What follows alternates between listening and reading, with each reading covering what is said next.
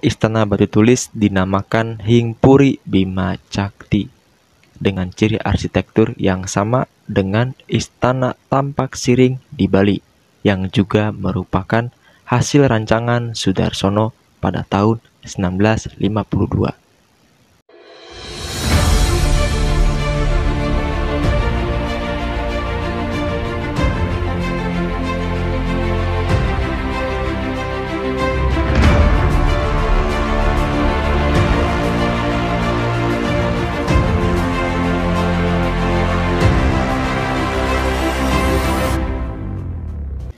Assalamualaikum warahmatullahi wabarakatuh. Sampurasun, Mugia Rahayu Sagung Dumadi, Wilujeng Sumping di Pakuan Pajajaran Channel. Bersama saya Iqbal. Halo guys, apa kabar? Yang dimana pada kesempatan kali ini saya ingin membuat video tentang sejarah Istana Batu Tulis yang dahulu pernah menjadi tempat tinggal Bung Karno, yang saya baca dari beberapa sumber di browsing. Penasaran kan seperti apa kisah menariknya? Seperti apa sejarah asal-usulnya? Tonton terus sampai akhir dan jangan lupa untuk menekan tombol like, komen, dan juga subscribe-nya. Bogor adalah salah satu daerah di Indonesia yang mempunyai banyak sejarah. Salah satunya adalah kisah menarik tentang sejarah dari Istana Batu Tulis yang berkaitan erat dengan Presiden RI pertama, yaitu Bapak Insinyur Soekarno. Jika sahabat sadulur datang ke daerah Bogor Selatan, yaitu tempat prasasti Batu Tulis, sahabat sadulur akan melihat di depan sebuah situs prasasti Batu Tulis, yaitu Hingpuri Bima Sakti atau Istana Batu Tulis, yang dikelilingi oleh tembok putih dan pagar yang bercat hitam. Terlihat dengan banyak pohon-pohon yang besar-besar dan juga beberapa bangunan-bangunan di dalamnya. Lalu, seperti apa sejarah dari Istana Batu Tulis Bogor? Istana Batu Tulis Bogor didirikan untuk peristirahatan Bung Karno jikalau beliau datang ke daerah Bogor untuk menikmati suasana udara sejuk di daerah Bogor. Akan tetapi, rumah ini malah menjadi rumah pengasingan Bung Karno setelah rezim Orde Baru berkuasa. Namun, sebenarnya sejarah Istana Batu Tulis ini bermula dengan dibukanya hutan larangan oleh Letnan Tanujiwa di dekat aliran sungai Ciliwung, lalu membuka perkampungan pekerja yang diberi nama Kampung Baru.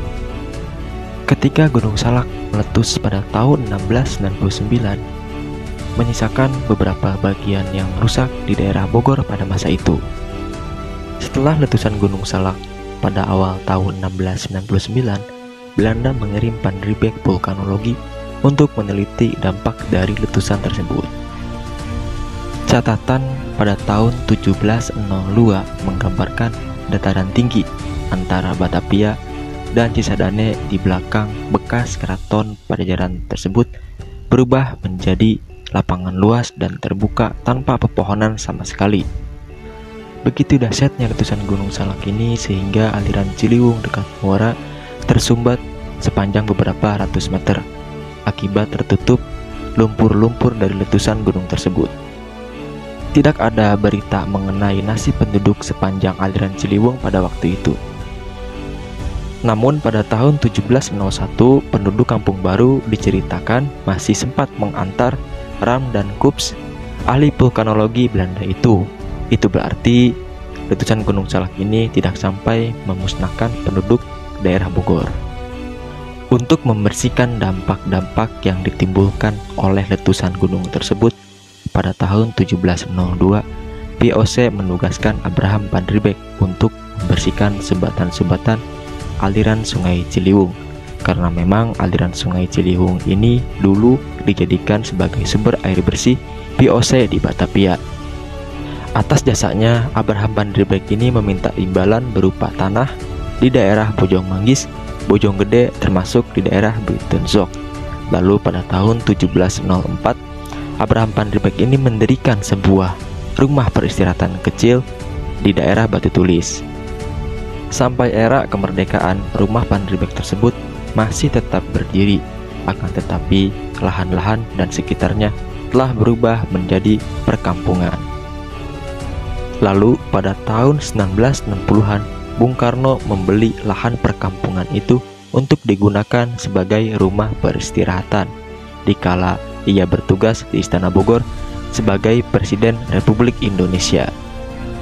Untuk memilih lokasi yang akan dijadikan sebagai rumah peristirahatan yang diinginkan, Bung Karno berkeliling kota Bogor menggunakan helikopter.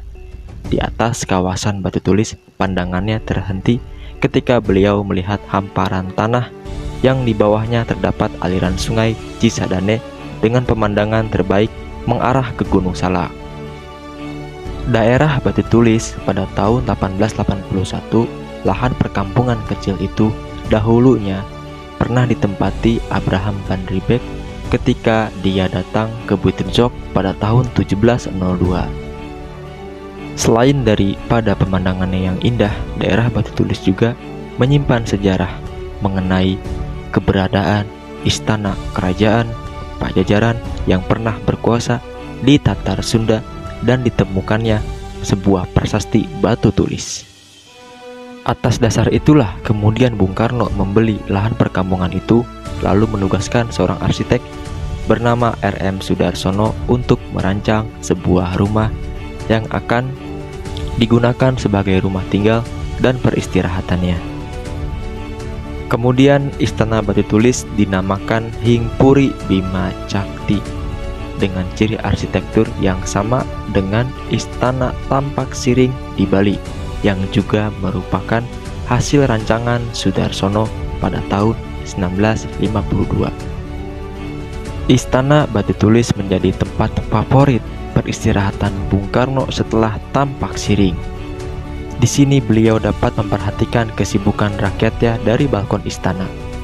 Pemandangannya pun sangat indah dengan aliran sungai Cisadane yang masih bening, belum tercampur dengan limbah ataupun sampah, dan juga Gunung Salak yang terlihat gagah. Tak jarang, Bung Karno juga sering bercengkraman dengan penduduk wilayah istana. Konon sebelum meninggal, Bung Karno menghendaki Istana Batu Tulis ini menjadi tempat peristirahatan terakhir baginya untuk dimakamkan di samping batu dan pohon besar di kawasan dalam Istana Batu Tulis. Namun setelah Bung Karno tersingkir dari Orde Baru, Istana Batu Tulis menjadi tempat pengasingannya. Di sini Bung Karno tidak diperkenankan untuk bertemu siapapun juga termasuk rakyatnya. Alih-alih memenuhi wasiat Bung Karno, pemerintah Orde Baru yang pada saat itu berkuasa malah mengeluarkan Kepres RI nomor 44 tahun 1970 yang memilih Kota Blitar, Jawa Timur sebagai tempat pemakaman Bung Karno. Dan pada saat itu Istana Batu Tulis diambil alih oleh pemerintah Orde Baru.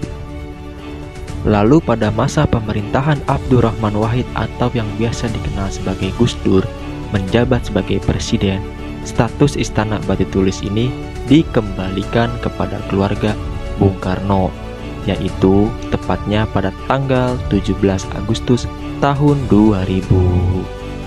Nah sahabat sedulur, itulah sejarah dari Istana Batu Tulis Bogor. Mohon maaf jika ada kekurangan dan juga kelebihannya. Jika kalian menyukai video ini, jangan lupa untuk menekan tombol like, komen, dan juga subscribe-nya. Saya Iqbal dari Pakuan Pajajaran Channel. Wassalamualaikum warahmatullahi wabarakatuh. Sampurasun.